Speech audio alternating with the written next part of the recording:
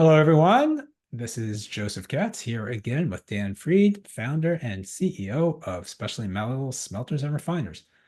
Dan, I've heard a lot of buzz about these MLCC chips and that they contain or potentially contain precious metals.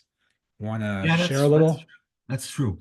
The older ones, and I mean it sincerely, the older ones, which look the same as the newer ones, you cannot tell the difference by looks. They look the same, they're drastically different. Any of the chips that are made after 1990s, this is what at least rumored by the manufacturer spokesperson, after 1990, don't waste your time. There's nothing in them. MLCC stands for multi-layer computer chip. And the multi-layers layer palladium and silver, or they used to layer palladium and silver in the chip itself for conductivity. They contain anywhere from 2 to 5% palladium and as high as 10% in silver. But we received several shipments that are worthless. They're the newer ones and they look the same. You can't So, tell the difference. so if someone has or thinks they have chips, they should obviously call you and tell you what they have.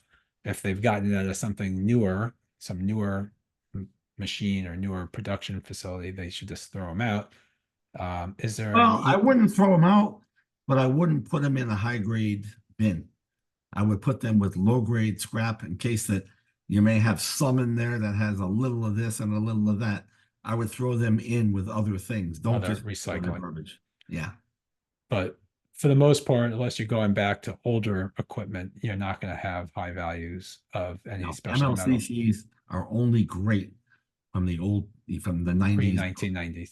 Yeah. So Somewhere between 1980 and 1990 is, the ideal sweet spot. So if yeah. you think you have those chips, call Dan and his team at 800-426-2344 or email sales@specialtymetals.com and they'll be able to help you and help you identify what you have and if it's potentially worth your time and theirs to recycle those chips.